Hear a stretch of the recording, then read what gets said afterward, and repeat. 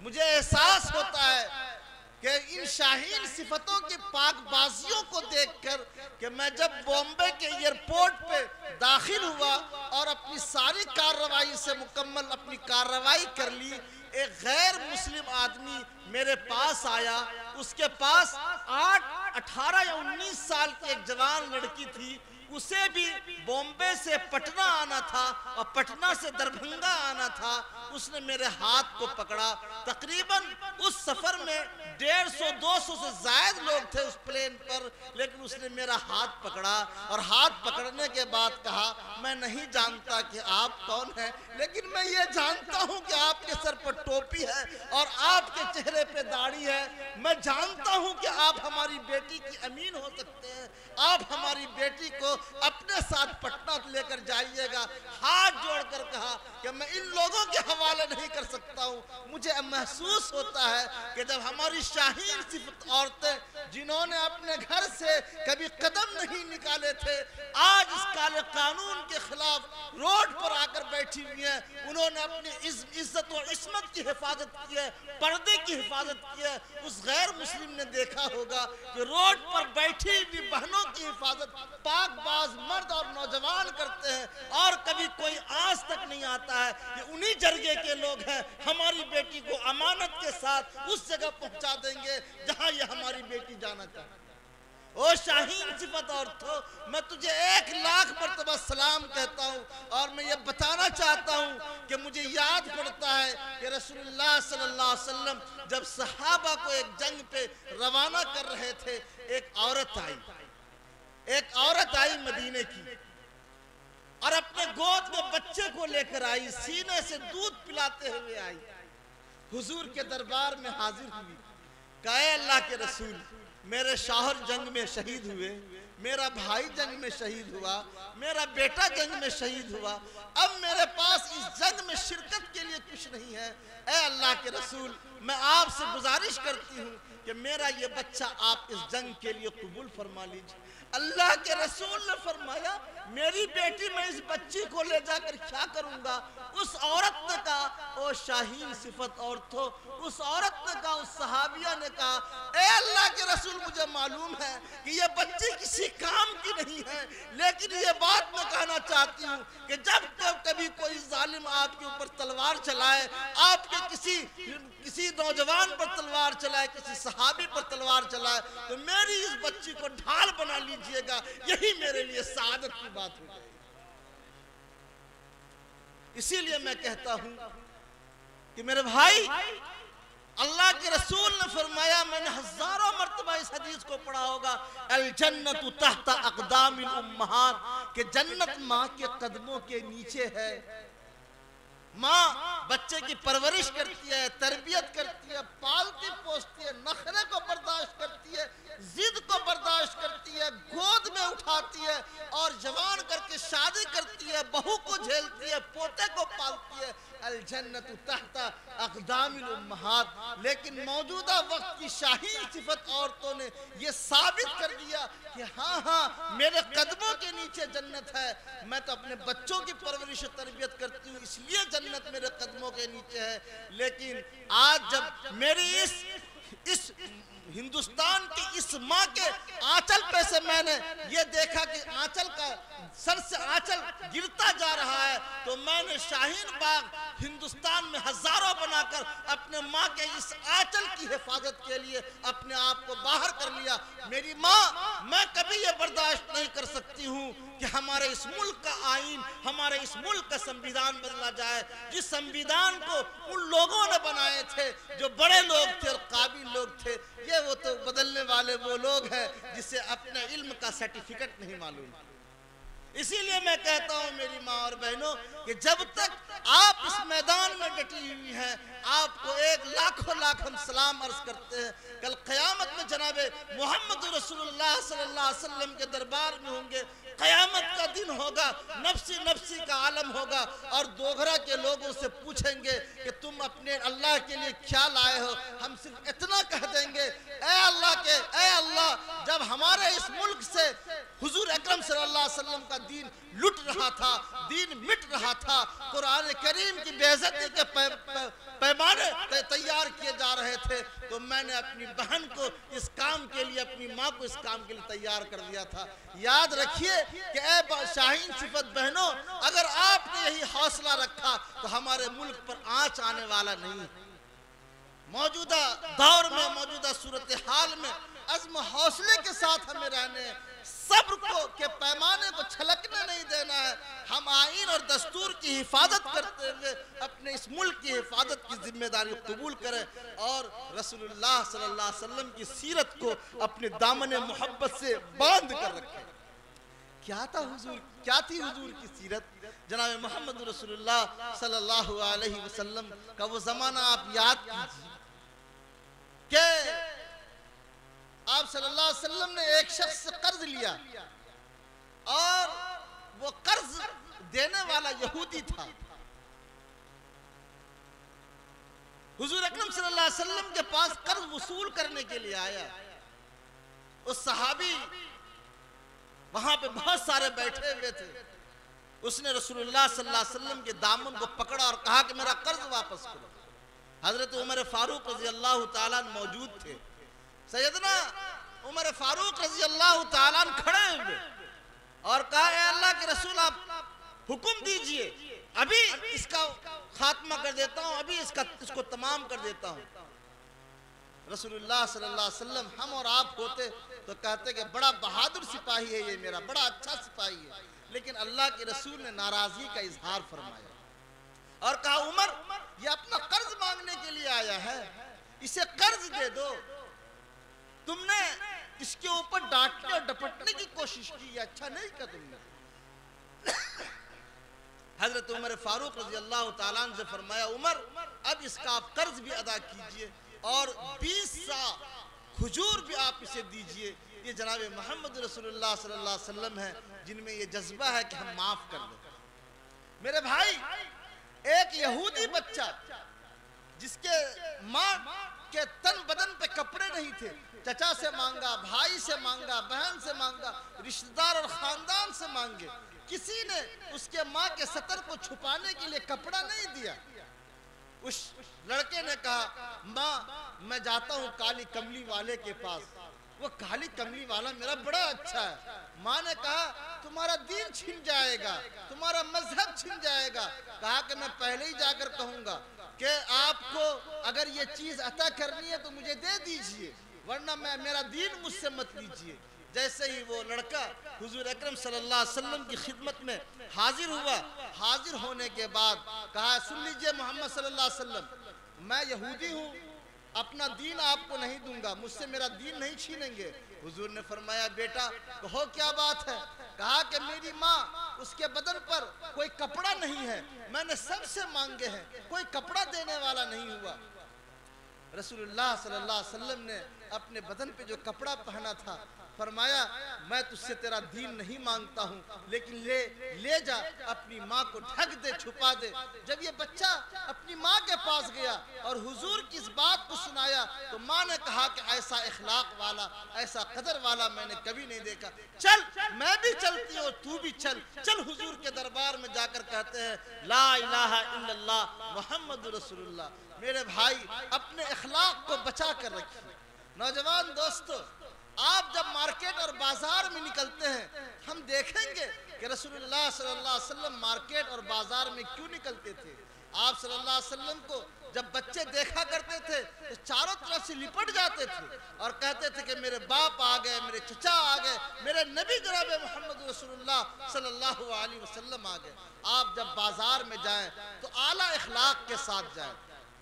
आप सफर करते हैं, मोटरसाइकिल चलाते हैं, आप गाड़ियां चलाते हैं, आप इस बात का ख्याल रखिए कि जनाब मोहम्मद रसूलुल्लाह सल्लल्लाहु अलैहि वसल्लम जब सवारी पर सवार हुआ करते थे तो हुजूर दुआ पढ़ा करते थे और रास्ते में किसी के साथ ऐसा मामला नहीं होता कि उनको तकलीफ पहुंचाई जाती।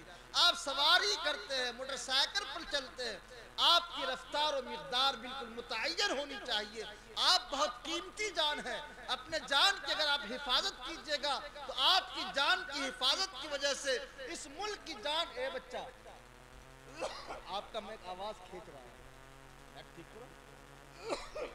कमजोर आदमी भाई ऑपरेटर साहब, जहाँ कहीं भी हो, आपका मशीन माशाल्लाह बहुत अच्छा चल रहा है, आप छिड़खानी ना करें, लेकिन इसके अंदर जो वो आवाज खींचने वाला जो सिफत होती है उसको बंद कर दीजिए, बड़ी मेहरबानी होगी। शुक्रिया। हाँ, उसके बाद भाई इधर खड़े हैं, कोई फायदा नहीं है, सामने आकर के बैठेंगे तो बहुत फायदा होगा माशाल्लाह।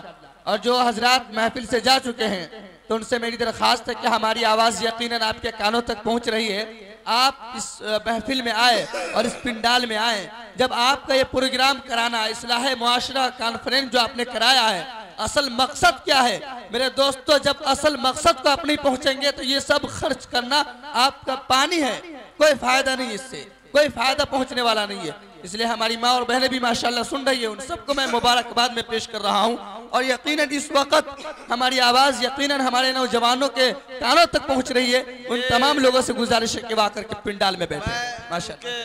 नाज़िम मुशायरा, नाज़िम इजलास, पूरी ज़िंदगी मैंने इजलास किए हैं। जिस किसी मुकर्रिर को कम बुलवाना होता था तो ऑपरेटर से कहते थे खींच दे, जैसे वो खींचता तो मौलाना साहब की आवाज़ खींचने लगती थी। तो माफ़ कीजिएगा, मैं चूँकि इसी से उभरा हूँ और इसी से मैं उठा हूँ, मुझे इसी से लोग जानते। मेरा बाप कोई आलिम और हाफिज और बड़ा अल्लामा नहीं, क्यों भाई? तो मुझे महसूस है, माफ़ कीजिएगा, अल्लाह आपको माफ़ करे। मैं अर्ज कर रहा था, हमारे अखलाक अच्छे होने चाहिए। अखलाक अगर हमारे खराब हो गए तो दुनिया हमें थूकेगी। अगर कोई किसी के सर पर भारी बोझ मेरे बच्चों रखा हुआ है, वो कौन है हमें मत मालूम नहीं, लेकिन वो इंसान है। आप उस भारी बोझ को उठाइए और उनसे आप कहिए कि चचा आप कहाँ जाएंगे, आपको कहाँ जाना है, मैं आपके सामान को पहुंचा देता हूं।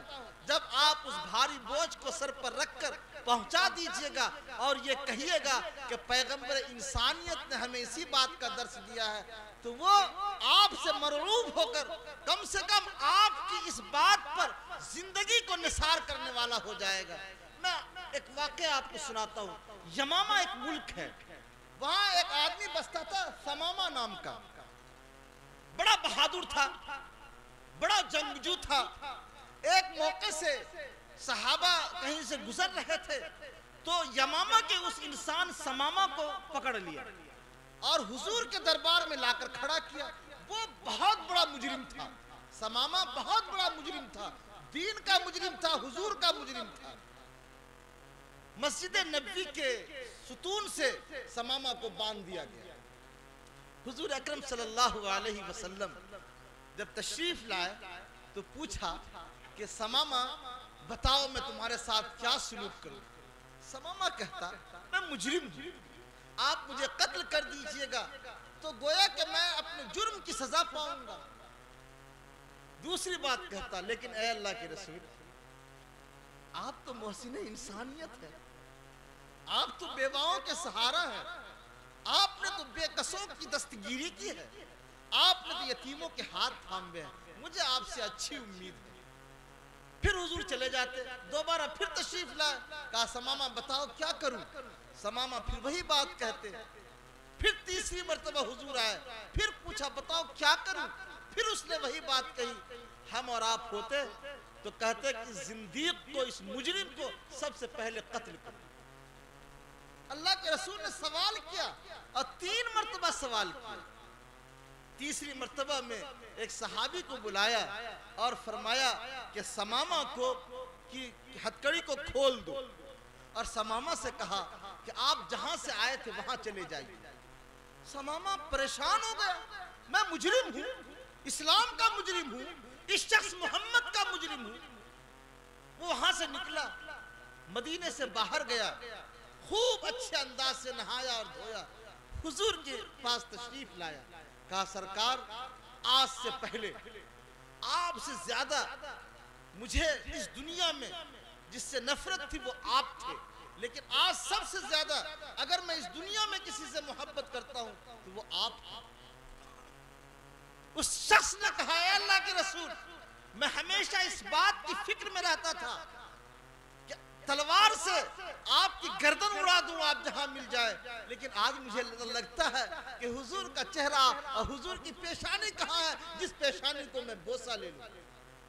और उसने कहा, अल्लाह के रसूल, आपने समामा को माफ नहीं किया बल्कि यमामा की उस सल्तनत को माफ किया जिस सल्तनत के डंके बजा करते थे और कहा कल मैं ला इलाहा इल्लल्लाह पढ़ा, कहा ला इलाहा इल्लल्लाह मुहम्मदुर रसूलुल्लाह।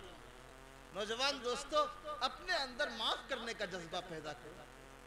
अगर कोई परेशान हाल है उसकी परेशानी में साथ आ जाओ।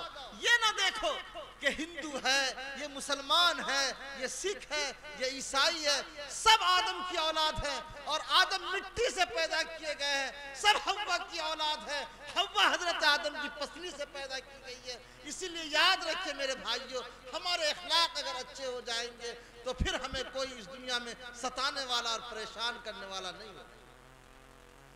वो कौम मौलाना रज़ाउल्लाह साहब, वो कौम जो 100 500 अपने दिलों में बुत का मंदिर बनाकर अपने दिलों में रखकर उसकी पूजा करता है, क्या अगर आपने हुजूर जैसा इखलाक पेश कर दिया तो वो आपसे लड़ाई करेगा, वो आपसे झगड़ा करेगा, वो आपके सामने आकर आपकी बातों को सुनने वाला हो जाएगा।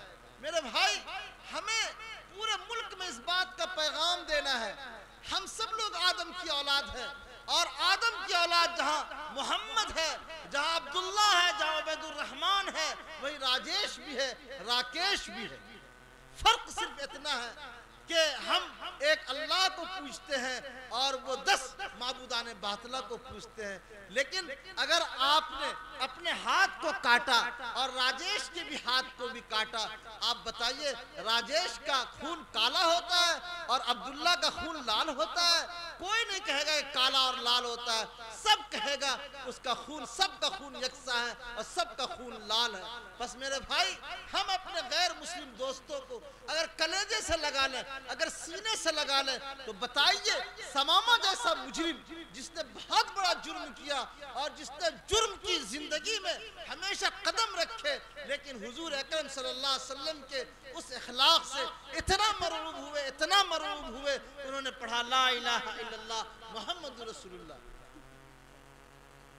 एक बुढ़िया थी मक्के में, बुढ़िया जब भी हुजूर रास्ते से गुजरते तो हुजूर के गुजरते वक्त कचड़ा सर पे डाल देती थी। काफिर थी, हुजूर से दुश्मनी रखती थी। एक दिन कचड़ा नहीं डाला, हुजूर ने पूछा मेरे सर पे कचड़ा क्यों नहीं डाला? कहा कि बीमार पड़ गई है। हम होते तो कहते अच्छा बुढ़ी मर जाए, रोजाना कचड़ा डाला करती थी। लेकिन रसूलुल्लाह सल्लल्लाहु अलैहि वसल्लम ने क्या किया मेरे भाई? हुजूर अकरम सल्लल्लाहु अलैहि वसल्लम उसके बाला खाने पे तशरीफ ले गए। कहा माँ कैसी है, कैसी तबीयत है आपकी? आपको किसी दवाई की जरूरत है? आपको पैसे की जरूरत है? माँ मुझे बताएं। उस बुढ़िया ने कहा कि ये कौन आ गया? मक्के में तो ऐसा शरीफ लड़का नहीं है। यहाँ का लड़का तो लूटने वाला है, मारने वाला है, दूसरों की चीजों को चुराने वाला है। ये लड़का कौन आ गया? कहा कि बेटा बता तू कौन है? कहा कि मैं वही हूँ जिसके सर पे आप कचरा डाला करती थी। कौन? मोहम्मद हो? कहा मोहम्मद हूँ। कहा कि तुम मेरी इयादत के लिए आए हो? कहा मैं आया हूँ आपकी इयादत के लिए। उस बूढ़ी औरत ने कहा कि जिसका इखलाक इतना अच्छा होगा, जिसकी बातें इतनी प्यारी और मीठी होंगी, उसका दीन कैसा होगा? वो दीन जो लाया है वो दीन कैसा होगा? और पढ़ती है ला इलाहा इल्लल्लाह मुहम्मदुर रसूलुल्लाह। मेरे नौजवान दोस्तों, आज अगर आपका कोई हर आदमी अपने एक भाई को अपना एक दोस्त बनाइए। अगर आपके मोहल्ले में गैर मुस्लिम रहते हैं, उसका कोई बेटा बीमार पड़ जाए, बीवी बीमार पड़ जाए, कोई दोस्त अहबाब बीमार पड़ जाए, आप उसके साथ रहिए। राजेश भाई, किसी अफसोस की जरूरत नहीं है, पैसे मेरे पास हैं। राजेश भाई, आप हरगिज परेशान ना हो, मैं आपको हॉस्पिटल लेकर चलता हूँ। राजेश भाई, वो आपकी बहन नहीं, मेरी भी बहन है, वो आपका भाई नहीं, मेरा भी भाई है। राजेश भाई, आप ऐसा न कीजिए, आप मुझे अपने साथ लेकर चलिए, आप उनके साथ हॉस्पिटल में जाइए, उनके कदम से कदम मिलाइए, उनके साथ बैठने की कोशिश कीजिए और उनको मोहब्बत दीजिए। यकीन जानिए कि जब कोई ऐसा नालायक इस मुल्क का कोई भी नालायक शख्स जब आपके खिलाफ उसके दिमाग में बगावत डालेगा, वो कहेगा कि नहीं, जब मेरी माँ बीमार थी तो मेरा भाई अब्दुल्ला गया था मेरे साथ और हॉस्पिटल में मेरी बहन का इलाज कराया था। बताइए, वो मोहब्बत का कशकोले लेकर आएगा या अपने हाथ में तलवार लेकर आएगा? बस मेरे भाइयों और बुजुर्गों, मोहब्बत को बांटने की कोशिश कीजिए, मोहब्बत को तकसीम करने की कोशिश कीजिए। आज मुझे खुशी है कि आज के इस प्रोग्राम में मैं एक बात आप लोगों को और नसीहत के तौर पे कहना चाहूँगा। हमारे इस प्रोग्राम में हमारे तकरीबन शागिर्द हैं, ये मुज़क्किर कमाल और दानिश कमाल सरगम और मौलाना हम्माद सबीली और ये सब के सब लोग हमारे शागिर्द हैं। छोटे छोटे बच्चे होते थे, इन्हें पेशाब पखाने का लूर और ढंग नहीं होता था, तो हाथ पकड़ के स्टेज पे हम ले जाते थे और कहते थे तुम फला नात पढ़ो, तुम अच्छा पढ़ते हो, क्योंकि अंजुमन की जिम्मेदारी मेरी जिम्मे होती थी।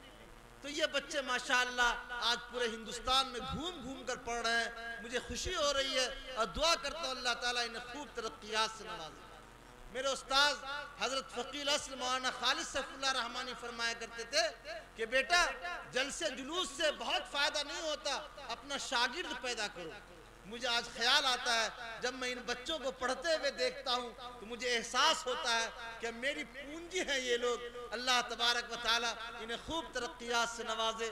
और इस आबादी और इस बस्ती में जनाब बाबर साहब की निज़ामत में मुझे बात करते हुए बड़ा फ़ख्र महसूस हो रहा है। मैं महसूस कर सकता हूँ कि हमारे बड़े शोरा हजरात यहाँ तशरीफ़ रखते हैं और उस्तादुल असातिज़ा हज़रत मौलाना असरार साहब शगुफ्ता भी यहाँ तशरीफ़ रखते हैं। मैं इन लोगों के हवाले से ये बात कहना चाहूँगा कि तालीम को खूब आम कीजिए। नंबर एक, अपने अखलाक को बुलंद कीजिए। एक जगह से मैं गुजरा, 4-5 लड़के थे, माफ़ कीजिएगा, मोटरसाइकिल 2-3 मोटरसाइकिलें लगी हुई थी बाबर साहब, और रोड पर गाड़ियां लगी हुई थी। एक बच्चा ऐसे खड़ा था, एक बच्चा ऐसे खड़ा था और मुंह में कुछ खा रहा था। मैं उधर से मुझसे पहले कोई आदमी आया, मैं नहीं जानता कौन है, तो उसने कहा कि भैया जरा साइड। अरे चिंता नहीं है किसका बेटा है, बताइए था जी अभी तुम। मैंने कहा कि साइड हो जाए। हाँ मौलाना साहब। मैं गाड़ी आगे बढ़ाया और रोका, क्योंकि उसमें 1-2 मेरा शागिर्द था। मैंने उसको कहा इतना जूता और लाठी मारूंगा कि तबीयत तुम्हारी दुरुस्त हो जाएगी। मेरे शागिर्दों की एक बात ये, तो आज भी मुझसे खौफ खाता। आज भी हम अगर निकले हैं लाठी लेके तो लोग माशाल्लाह शागिर्द हजरात मेरे। मैंने समझा कि ये लड़का तालीम याफ्ता लड़का ये सड़क पर खड़ा होके और इस तरीके से लोगों को बता रहा है, तो बताइए कौन ईमान लाएगा, कौन मुसलमान होगा। तीसरी बात मैं अर्ज करना चाहूंगा, अभी जो NPR, NRC और CA का जो निज़ाम चल रहा है, ये हड़ताल उस वक्त चलते रहेंगे, ये नौजवान उस वक्त तक खड़े रहेंगे जब तक कि ये हुकूमत इस काले कानून को वापस नहीं करती। मैं एक बात कहता हूँ, और मैंने जामे मस्जिद के मेंबर से कहा था, नमाज, रोजा, और आप लोग भी कहिए, नमाज मेरे हवाले से कहिए, मैं फ़कील अस्र का शागिर्द हूँ। नमाज, रोजा, हज और ज़कात जिस तरह से फर्ज है, इसी तरीके से आज के इस जमाने में इस काले कानून के खिलाफ एहतजाज भी फर्ज है। आज जो अपने घरों में सोएगा, खुदा की कसम कहता हूँ, वो कल डिटेंशन कैंप में सोएगा। हम हिंदू मुस्लिम इत्तेहाद के साथ इस काफिले के साथ रवाना होंगे, और नहीं तेरा नशेमन कसर सुल्तानी के गुंबद पर, नहीं तेरा नशेमन कसर सुल्तानी के गुंबद पर, तू शाही है बसेरा कर पहाड़ों की चट्टानों में। नशेमन पर नशेमन इस कदर तामीर करता जा कि बिजलियां गिरते गिरते खुद आप बेजार हो जाए। मैं उस बच्चे का नाम नहीं जानता हूँ जिसने मुझे बहुत मोहब्बत से फ़ोन किए और कहा कि अगर तुम आ जाओगे तो अच्छा होगा। मैं उन तमाम बच्चों का बहुत शुक्रगुजार हूँ। यहाँ महबूब को मैं जानता हूँ, उनके दोस्तों को जानता हूँ। इसी तरीके के छोटे छोटे प्रोग्राम कीजिए। ख़वातीन में आजकल इज्तिमात हो रहे हैं, मैं चाहूँगा कि दोगरा के ख़वातीन में भी इज्तिमात का एहतमाम हो। अल्लाह तबारक व तआला हम सबको बोलने सुनने से ज़्यादा अमल की तौफीक अता फ़रमाए और अल्लाह हम सबको हौसला नसीब फ़रमाए, ज़िंदगी और बंदगी अल्लाह ताला अता फ़रमाए। दोगरा जिंदाबाद, इल्मी और सकाफ़ती ज़मीन जिंदाबाद। ये ज़मीन बहुत मोहतरम ज़मीन है हमारे लिए। यहाँ का बच्चा बच्चा मेरे लिए बहुत प्यारा है, मैं इसे मोहब्बत की नज़र से देखता हूँ। वजह सिर्फ एक है कि वो हज़रत मौलाना असरार साहब शगुफ्ता के एक साथी हैं, मौलाना खालिद सैफुल्लाह रहमानी, वो मेरे उस्ताद हैं। मैं उनके धूल को अपने पेशानी पे लगाकर सजदा करना फ़ख्र समझता हूँ, इसीलिए ये सब मेरे लिए अजीज़ और मोहतरम है। वस्सलामु अलैकुम वरहमतुल्लाहि वबरकातुहू। जाते जाते मुज़क्किर कमाल और उनकी तमाम साथियों का बहुत शुक्रिया।